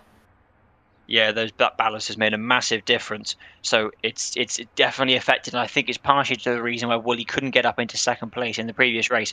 Big slipstream train there forming. Ruggi, the breakout leader, then Dystopian and Woolley sort of the next pair. And then if we look on the map there, the battle from 8th down is basically nose to tail all the way to about 12th position. We see John B trying to go up the inside of between Ben Gilroy and Rao Jaggers, but can't quite make the move stick. Ben Gilroy holding on to 7th place, scoring important points, but not enough points in the team's championship. He's been a bit hit or miss this year, Ben Gilroy, but has proved that he's got pace, so we'll expect to see him come back through. Rao Jaggers, the Filipino, on the inside of John B, the man from Hong Kong, and the number 88 Toyota.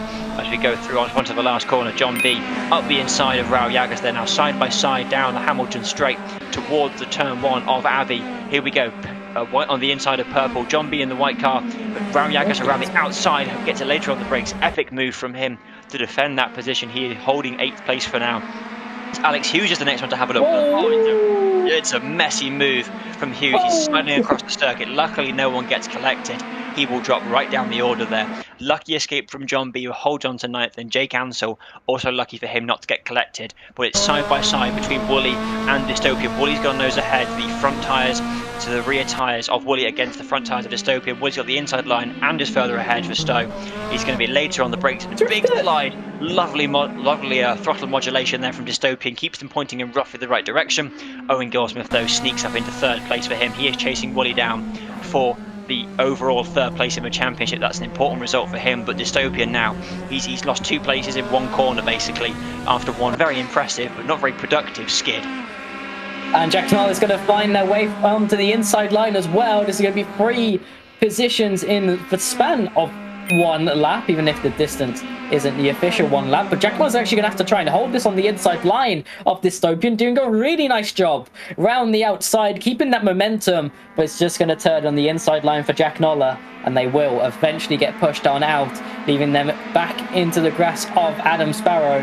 But it's a really good performance from Dystopian to top 10 result in that first race, and back again in the top 10 here, just slowly falling down the orders to a bunch of drivers we do expect a lot higher pace from in terms of where they are finishing in the standings, and unfortunately for Dystopian, that is slowly turning true. They are making it a bit of an effort for these drivers, making Adam Sparrow go down the inside line, and this time taking that position and just moving out of the way, maybe a little bit too far, as they actually go completely wide off the back end of the corner and find themselves having to give up the position to Ben Gilroy within the span of seconds, 2 laps in a row, having to give up an extra position from that same corner at Stowe.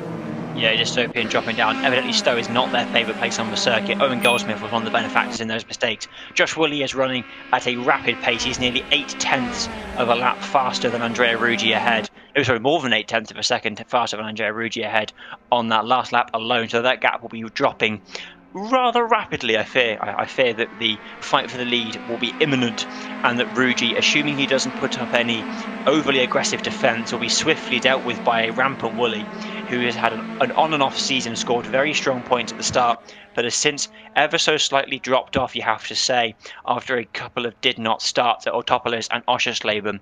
But a win at Chang and a win at Snetterton will show that he's had pace all season, and this is just a strong display of that pace now. The gap under a second is now at 8/10 of a second, faster through sector 1 for Woolley by 3/10 on Ruggi, so he's going to keep closing up despite running wide at Stowe. He will keep pace on as fast as he can. The man from Poole, up and down season like we said, he'd love to end it on a high. Ruggi stripped of that race with big lots of curb. Owen Goldsmith just out of shot there. Noller will be lovely to see that mistake. Jack Noller going to get racy here with Owen Goldsmith, the fastest of the drivers in that previous race, but quite a landslide. But Josh Woolley with these fastest laps really showing that they can be in that same contention. But Dystopian actually gets back past Ben Gilroy. Not sure if that's a mistake from Ben Gilroy though. It's that gap ahead of Dystopian's 4.5 seconds, and Ben Gilroy seems to be struggling here in this race compared to what there was in that last one to find the same level of consistency.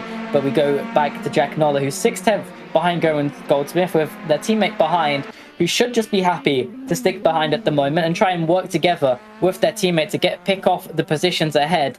They both probably have the confidence to say that they are faster than Owen Goldsmith, and their target today is getting back on that podium and maybe even trying to attack Josh Woolley, who has been very strong though, as we see Ben Gilroy off camera get back past Dystopian once again through that twisty part of the circuit, which is going to open Dystopian up to John B at their weakest part down at Stowe.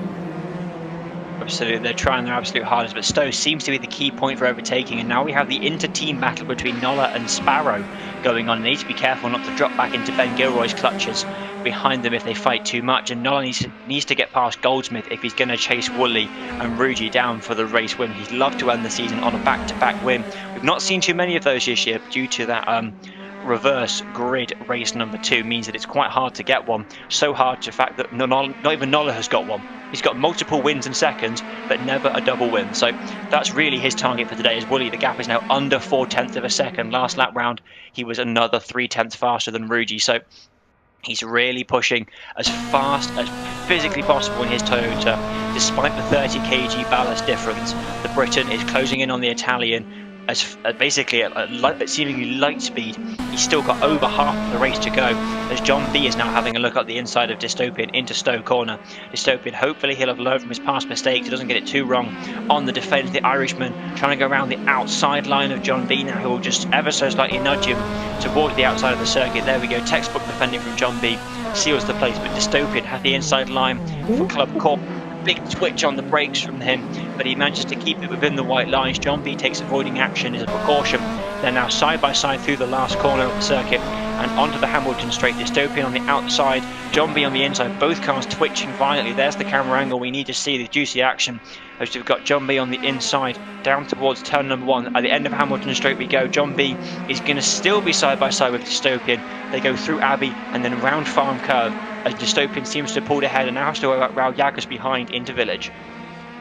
Yeah, Rao's going to try and go the long way around, trying to get a bit of a better exit here onto John B, who is back behind Dystopian once again after a nice little move down the inside.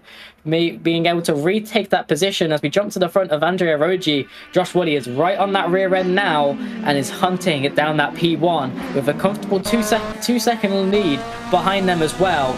But an interesting thing to see further down is Ashavi back in P10, this time holding off Aidan Lawson, who was trying to make a recovery drive and finding themselves in the same position and able to defend quite successfully that P10 position for a really long time. And I think it's crucial to admit they are doing an amazing defensive drive in P10, even if they lost it out. But this time Josh Woolley is going to prove that that pace isn't just a shot in the pan, isn't just in raw air. They are able to use it to make an overtake work. They couldn't find it on Adam Sparrow, but they find it this race on Andre Ricci to take that provisional P1 and hopefully try and pull away before Jack Noller and Adam Sparrow get released from behind an Owen Goldsmith, who has been doing a really good drive at the moment to keep them behind. But it seems like only time is going to tell if they can actually hold on to it. But we do see Jack Noller running a little bit too far, which is going to add Adam Sparrow into a very uncomfortable distance to Jack Noller, because at this kind of rate, you want to maybe be making the inside move, but with it being your teammate, you're going to see it. They are going to make the move just to work with their teammate instead of go for that opportunity that was definitely open to them. Yeah, Owen Goldsmith here, of course, he has very little care about the overall team championship, but he has a lot to care about on the third place team championship fight. So he's fighting tooth and nail for these positions just for the points, not because it's Noller behind, but just because he needs the points for Bensky. So here we go, Noller, he's going to have to try and make a move soonish if he wants to catch up to the lead. Otherwise, Woolley will continue to pull away at as fast a pace as he physically can. His last lap matched Jack Noller, but he had to get past Andrea Ruggi on the lap, very wide from Noller, who has to bail on the inside of Abbey Corner and run through Farm Curve. So he's still in fourth place because Sparrow gave him the breathing room. Never mind, Sparrow's gone up the inside of him through Village and into the loop section. Never mind, Noller's back through again. Team orders probably getting involved there to let Noller not lose out too badly. But Owen, he's fighting as hard as he can to hope that he can hold on. But with these mistakes from the cars behind, maybe he's already got it sealed mentally.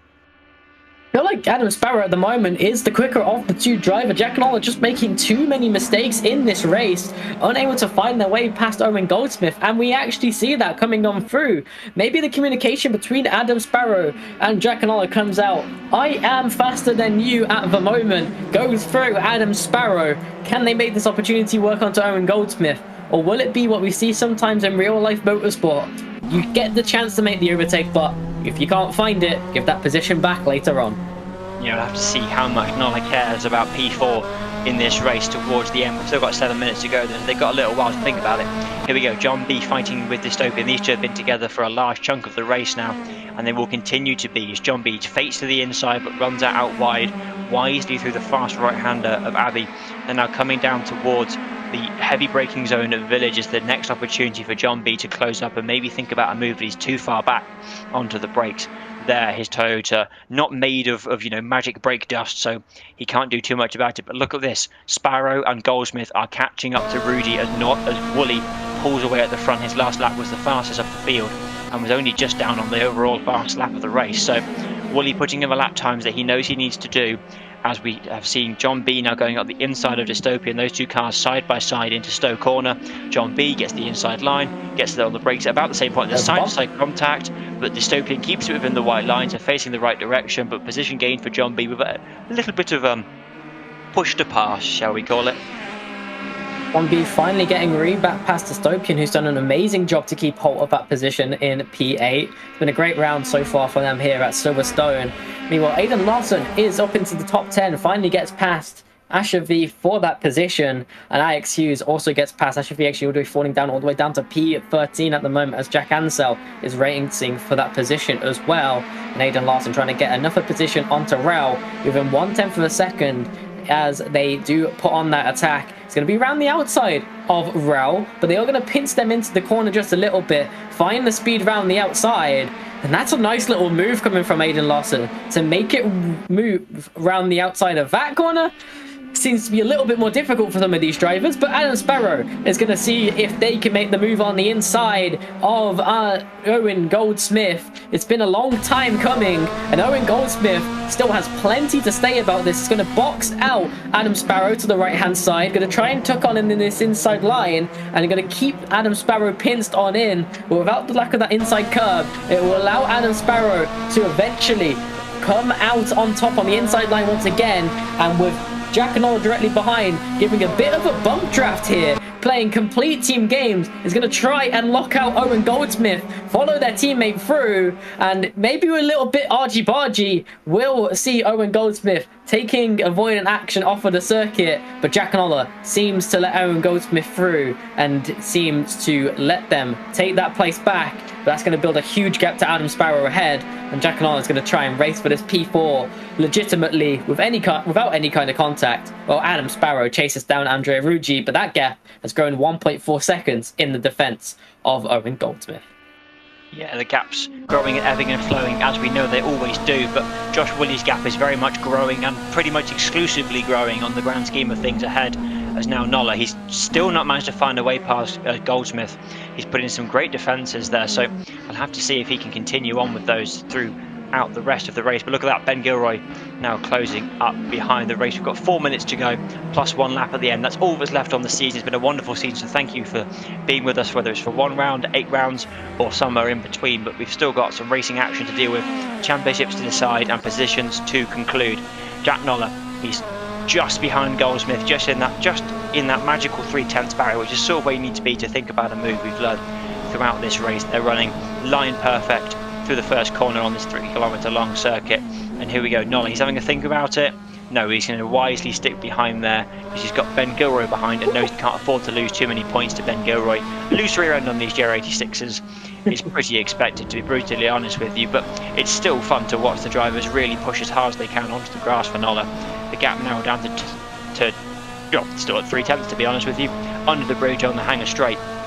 The car's in running as fast as they will go pretty much all season at this point on the circuit into Stowe Corner. They just shift down a couple of gears, then chuck it towards the apex. Nola still can't find a way past Goldsmith. Yeah, I'm just having a little bit of a moment watching these rear ends. I'm not used to seeing this. I'm used to a bit more planted series with the F1 car model, as we go back to Alex Hughes making a move outside of the top 10 here on Jack Ansell. These guys have been having a tough race all race long, but we haven't really caught any of it, as so much has happened within those top 10 positions. And it seems like for now Alex Hughes able to take that position, but it has been a bit of a back and forth between the two of them all race long, so maybe that can continue until the end, as we have 2 minutes 25 remaining on the clock. Josh Woolley has taken claim to this victory, 3.5 seconds ahead. All they have to do is not bottle it and get caster cursed, as I have come to learn. That is something that we have way too much power over. But looking back behind, Andrea Ruggi now starting to enter that attack range of Adam Sparrow, who is going to get some more beneficial slipstream now that they're actually closing up to that car. But they really do need to find at least within 3 attempts, if not even closer, to actually get a chance to make an overtake, as we see Ben Gilroy right on the back end of Jack Nola, who dominated race 1 so handily, not able to replicate that same level of pace, stuck behind Owen Goldsmith, and now looking in their rear view mirrors of Ben Gilroy to even keep hold of P6 as they get a bit of a poor exit. That inside curb is going to protect them for now, but we are going to see that Ben Gilroy will get a decent run, but will have to stick back in that slipstream for now. Actually, they tried a bit of a different line through turn 1, lifting early to try and get a bit of more exit speed, but Jack Nola, with the confidence to keep it flat, will build a little bit of a gap and not get overtaken through this section of track. But Adam Sparrow does close that gap even further on Andrea Ruggi. Gets a nice little bit of a exit run, but right now at 3/10 margin, doesn't seem like they're able to enter it as closely as we have seen necessary. And with Andrea Ruggi taking that aggressive early defensive line, heading into the final closing laps, it's going to be a tough ask for Adam Sparrow to get this overtake done, but they do seem like they have plenty of overtaking chops on their hand, and they did put up the defensive race last time, so they know exactly the way round that Andrea Ruggi is going to try and approach this, and maybe they can find a weakness knowing that exact defensive line. Yeah, they're going to have to find a way through. We've only got 30 seconds left on the clock, which means on this lap the clock will run out, which means we have got 2 laps to go because we've got our bonus +1 special BUSR lap. So 2 laps to go. That is confirmed by my own mental math. So good luck to everyone who was relying on that being correct. As Sparrow now, he's running outside of the grass through turn number 1 down towards Village Corner. They will go at Sparrow. He has to find a way past soon, or else it is game over for his chance of P2. And this is also the fight for the open class win. Not that class wins really matter by the end of the season. There we go, the game confirming I can do maths. Nice. They're coming, like Wooly, nice big gap up ahead. He's not really worried about these guys fighting behind. He's actually quite enjoying it, to be honest, at building his gap. Rudy and Sparrow, though, running under half a second, but not quite under 3/10, which is sort of what you need for a confident, easy overtake rather than a late dive bomb like we've seen from some drivers. But Rudy, he's been vehemently strong in defence and has put up some great drives throughout the season. And Sparrow will be well aware of this. He'll know exactly what he's doing. He's a little bit of nose-to-tail contact. Maybe Sparrow getting very unsettled on the curb, putting himself out wide. Leader should be crossing the line to take the last lap now. Nola still can't find a way past Goldsmith. Sparrow still can't find a way past Ruji. For the team's championship, this is disastrous for the boy band team, as Wooly is outscoring Sparrow. Goldsmith is pushing Nola back. Gilroy's scoring strong. And Aiden Larson has managed to scrabble his way back up into the top 10. Very anonymous race from him. Sparrow, he's got less than 10 corners to go. Wooly has got a 5.6 second lead at the front. Rudy just needs to defend if he wants to get that class victory and therefore take at least some solace from what has been a disappointing end to the season for the Italian man. But here we go, onto the last time onto the hanger straight. This is probably Sparrow's penultimate attempt for an overtake. Rudy running the very defensive line on the inside. Sparrow is going to match him in the slipstream. They're both going to pull out wide, and it's probably a little bit too late for Sparrow, who can't seem to get the move. He closes up a little bit on the brakes. He's running slightly tighter line than Rudy, keeps it perfectly within the lines. As we come down towards the last corner, Wooly is already clean and through. He is happy, sound, sealed and delivered towards the line now. 2 back markers won't affect him, but Ruji has got through the last corner as Wooly comes up towards the line. There we go, Ruji kept the place as Wooly crosses the line to take the final race win of the season. He has done everything he can for both himself and the team. Ruji will hold off in second to take a class win, but it's too little too late for the championship. The open class championship for him ahead of Adam Sparrow. Goldsmith, strong defence against Jack Noller, very impressive from him. Ben Gilroy scoring crucial points for the Dress Up Darlings team. John B will come home in 7th place, a very nice result for him. Dystopian sliding his way through in the 242 car in 8th place, good points as well for him. Aiden Larson scrabbled up to 9th, not enough really for him to be of note in that race. Ragiagas will take your final top 10 position, but there are points down to 15th, so Ashevi will still score points, as will Jake Ansell, Alex Hughes, and then Jordan Pinnock with a very disappointing set of races for him. His championship hopes dissolving rapidly like the Wicked Witch of the West. Sorry if you haven't seen that film yet. Towards the end of the race, Justin will bring up the back end of the field along with Halebo, Bailey and Sam Knight. Bailey scoring the final point, so a nice point to end the season for them. But there we go, championship over, and your championship winner is undeniably, undoubtedly the all-dominant, all-powerful Jack Noller ahead of Aiden Larson, and then Josh Woolley will seal P3 with that victory in the overall championship. So nice recovery drive from Woolley. A season of what could have been if he'd been there at those 2 missing rounds. But we're going to have driver interviews coming very shortly, so do stick around if you want to hear from our class winners, champions and all sorts of goodness as we go forward. But there we have it, the BUSR Summer Series. The racing action is done. The unsafety car next to just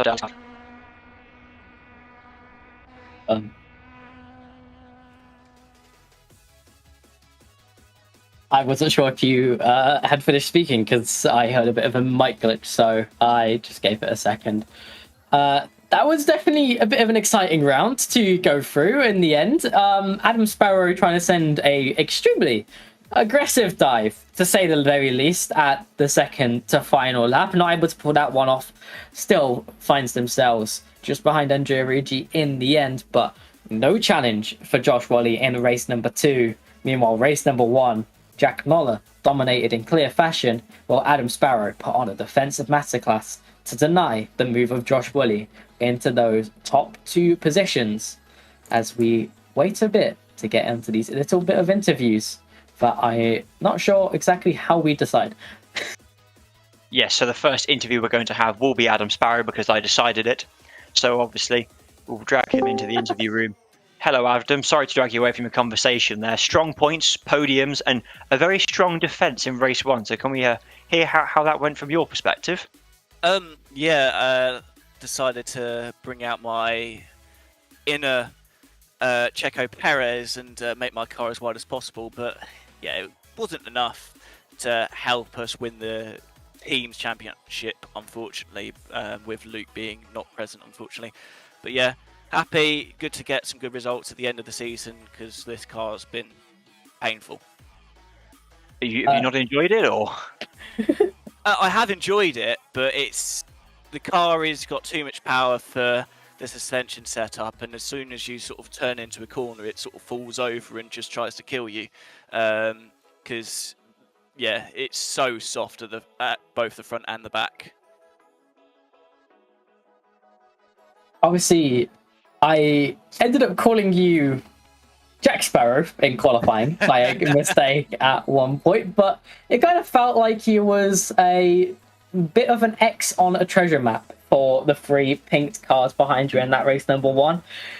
Was there any specific strategies you had to undertake to pull off that defensive masterclass? I mean, I've got plenty of experience defending. It's just very much about making sure the switch back isn't available, and when I've got the position to just ease out wide, because if the driver's not alongside, they don't need the room, or they're not entitled to the room. So I'll just open the steering up there slightly just to get the best run, and yeah. Well, congratulations. Claim to your own track. Congratulations regardless on the strong set of results, and commiserations on not quite winning the team's championship. I'm sure we'd love to have you back next season to try again for that one.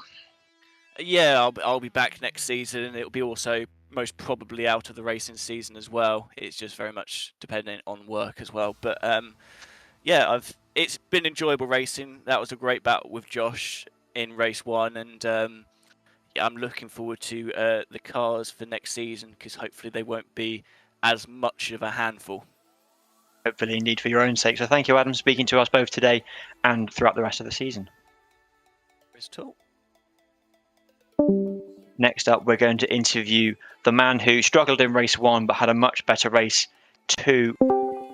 Hello, Andrea. Talk us through, first of all, let's start with race 1. You made a mistake very early on in the race, and then you had to claw it back. So talk us through that one. Hi, everyone. Once again, I'm happy to be here again. And yeah, I had a little incident with Josh, I think.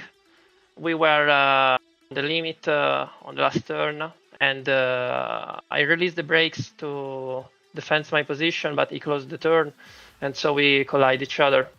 And I cannot control my car, and I spun, and I also ruined someone races. So I'm sad about it. I hope everyone just recover well.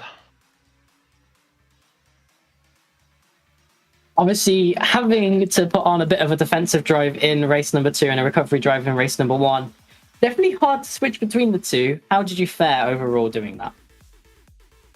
So first race was a bit disappointing because I knew I had the pace to catch those guys that are not normal. They're just alien. I was sailing now in the cool room to the incredible Jack Noller. I have really outstanding performance. He is not human, not possible that he is human. 15 kilograms of ballast, and he is always ahead of us, always.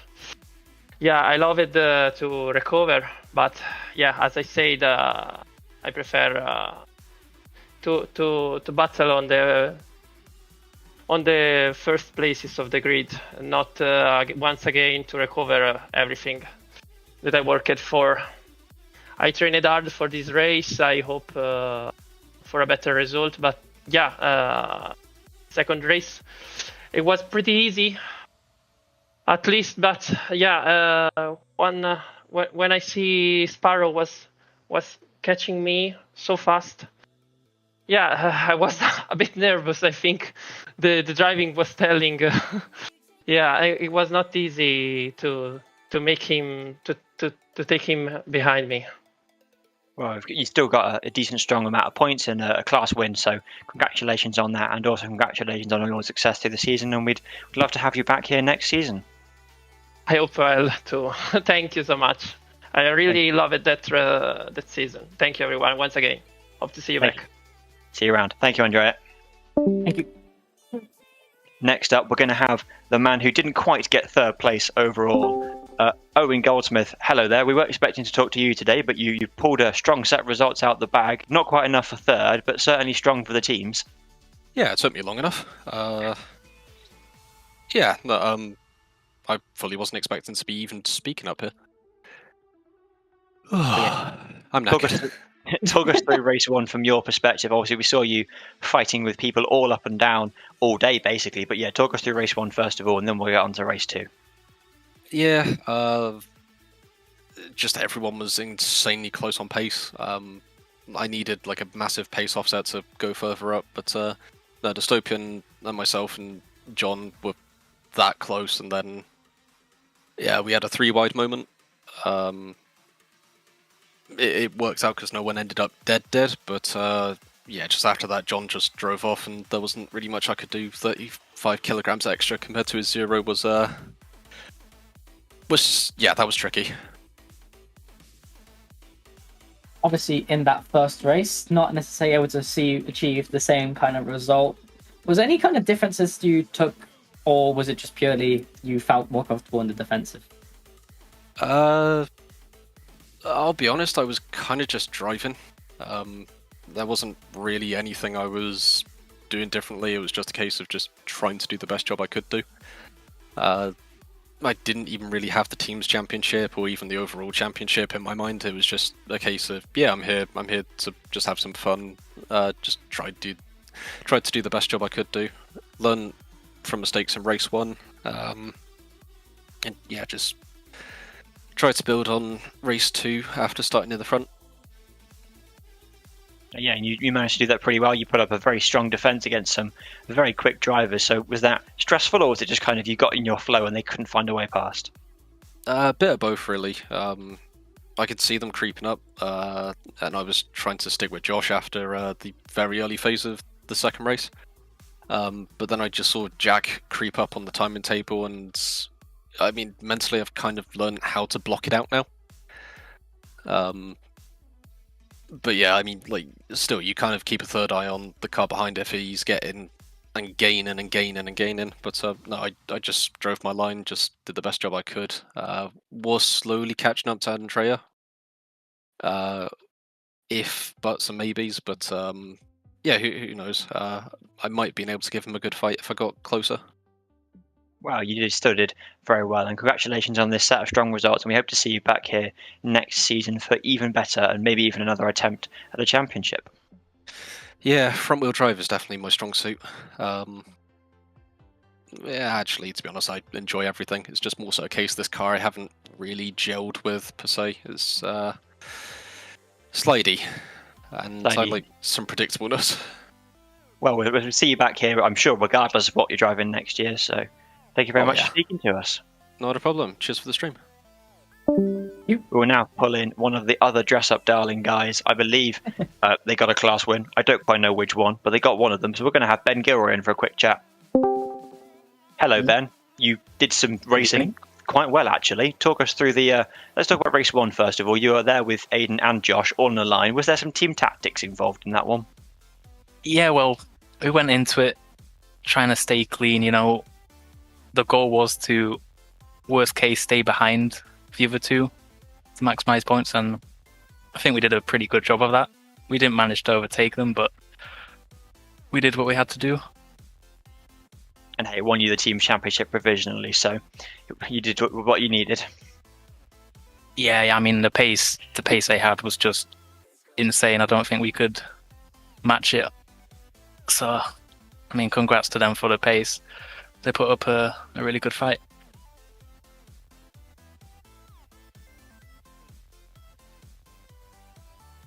Oh, Kieran appears to be gone. Oh no, he's there. Go on. I don't really have a good question. Cool.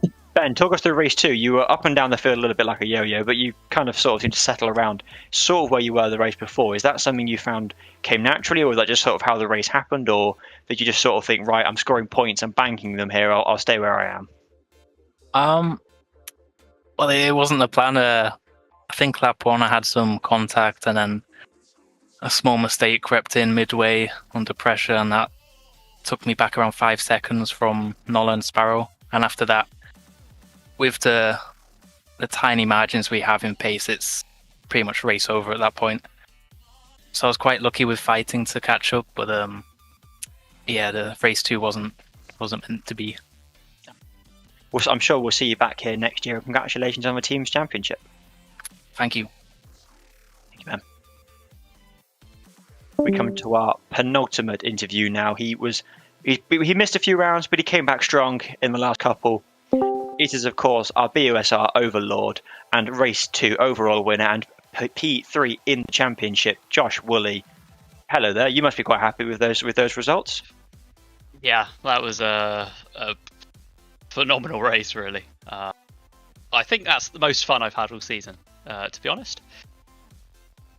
That's really good to hear. So race 1, you spent most of it sat behind Adam Sparrow, not being able to find a way past. Was that ballast, or you were just happy to score the points? Sort of a bit of both. I think there was a couple of occasions where I could have lunged, potentially, but not really worth it. And yeah, the ballast just meant whenever I got a run, suddenly his car was going faster than mine, and you can't really get past without doing anything particularly aggressive, which I just didn't really want to do, considering we were 3, 4, 5 in the race at the time. And then race 2, of course, you got through on the front, you got past Andrea, and then you just sort of gecked out. We didn't really see much of you until the last corner, so that must have been nice. Yeah, it was a much different race to the rest of the season. There was always one eye on the mirrors, hoping that Owen would keep the faster guys behind for as long as possible, so that they wouldn't come and catch me. But once it got to a few to go, I was sort of doing maths in my head to see how we were doing. So really nice to finally close out a race in a good fashion.